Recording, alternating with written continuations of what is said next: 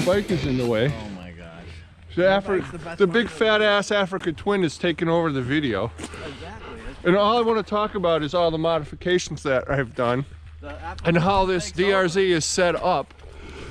So you might have to bear with JR's commentary from time to time in the video. So let's talk about this bike. Let's talk about the Africa Twin. No, we're not talking about Africa Twins. That's a whole different video. After you buy your DRZ and I sell this and buy an Africa Twin, then we'll talk about Africa Twins, okay? No doubt. So, how this bike came out of the dealership was kind of weird, right? Like, I don't know if the guy that had it before me was trying to set it up for dirt. It was kind of scarred up, which I don't mind because I don't care what the bike looks like, but it was weirdly set up. No skid plate or anything, no hand guards. But it had these Dunlop D06 tires on it. It had LED blinkers and a tail tidy. It had the off-road foot pegs, some tie downs. Yeah, that's the big thing. The big thing was the gearing. He had dropped it from 1544 stock to 1448, and of course he had done the 3x3 mod, or she, I don't know. Could be a she, right? Did the 3x3 mod with a wide open MRD Z Pro exhaust. God, that thing was loud and obnoxious and revved out like crazy. So that had to be changed. Actually, you just added the quiet. Yeah, I know. Well, I was going to get to what I did. Okay.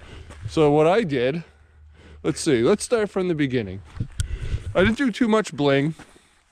The only bling I really did was once I fitted these Cycra handguards. They were white, you know, maybe you saw in the earlier videos, they were kind of white with yellow bumpers from the Husky. I had to go to black and red to match the bike. I just couldn't stand it. The double take mirror, adventure mirror, and the plug to fill that mirror hole because I didn't want to look at open threads. This windshield, which is really pretty awesome. It actually does a lot more than I expected. My Garmin GPS. Oh, it came with bar risers, but I changed out the bars to Tusk CR High Bend 7/8 bars, and my favorite Rogue lock-on Rogue grips. You can see the seat concepts, comfort seat. What else did we do? Oh, we removed the PAR valve.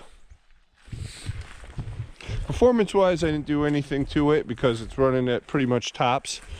Except I did put the quiet baffle, quiet in quotes, right?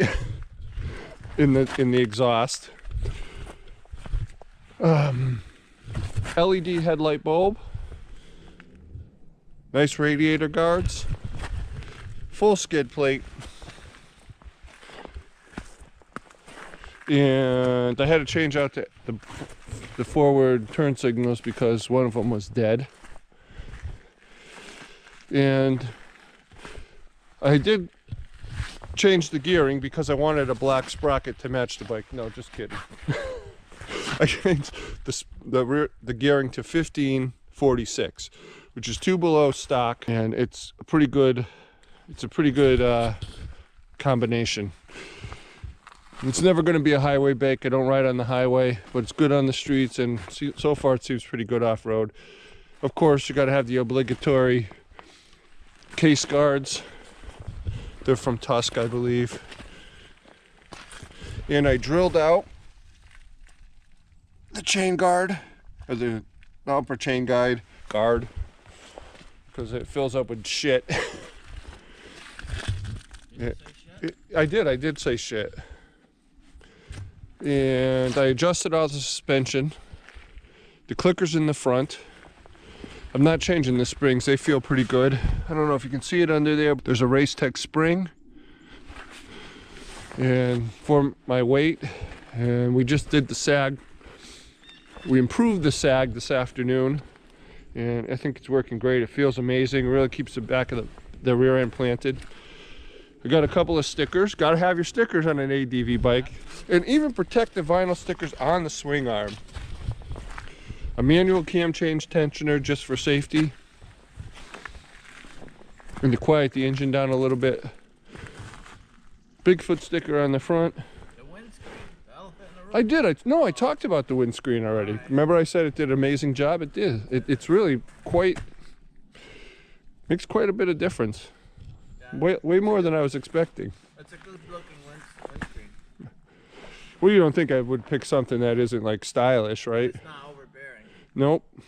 Fits right in there. Oh, I also have in threaded bar ends to support the handguards.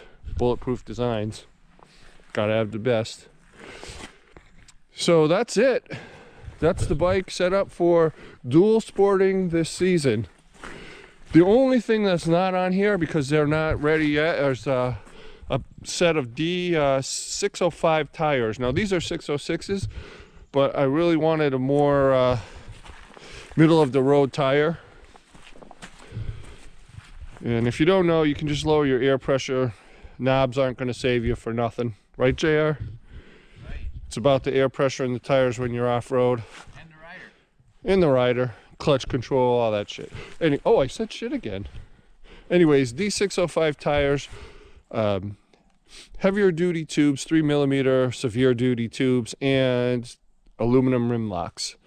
So I can drop the pressure and not worry about any slippage. But they'll come when these tires are worn out. I think I probably got another 1,000 miles or so to go. I don't want to change tires if I don't need to. These work out pretty good. That's it. Let me know what you think. I forgot something. What did I forget? The Africa Twin. The Africa Twin that has Bald tires. no mods and bald tires. It was doing great on the ice though. Yeah. No, you were doing great on the ice. The Africa Twin, I don't know. It seemed to be struggling a little bit. But you pulled it out of a couple of hairy situations there, which I don't think I was filming. It had my attention. It did. Had my attention too. My eyes got quite a bit wider. Yeah, mine too. How could I forget? I did. You can't see it, but I did the free power mod. So that's when you take the regulator rectifier, and instead of running the power to charge back to the battery through the entire wiring harness, where it can run into problems and loses voltage, it is now running directly to the battery, and it gained about 0.8 volts on the charge back. Clean power right to the battery. My headlights are a little brighter. Yeah, and everything's working great. Thanks, JR, for participating in the filming of the modifications video that the world has been waiting for. Oh yeah, and Scrappy Doo. Where are you? He's right here.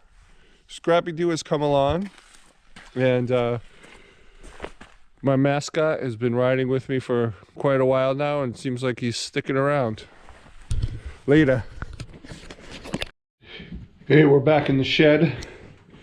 Ride's over for the day, and I want to show you the luggage, just because it's part of the setup, right? So right now, I'm not planning on taking the bike for probably more than a weekend or maybe a couple of days. I don't need a huge amount of luggage on it. Plus, you know, it's a small bike, I guess. Doesn't carry a lot of luggage. I have the Tusk Traverse bags on with the small or extra small waterproof duffel. And this tank bag I picked up at a show somewhere. Got storage everywhere. And I also have a couple of backpacks I can use, a Climb neck pack and a Columbia, I don't know, 20-liter backpack or something. Anyways, that's the luggage. Works out great, fits nice on the bike. Of course, this would be strapped down.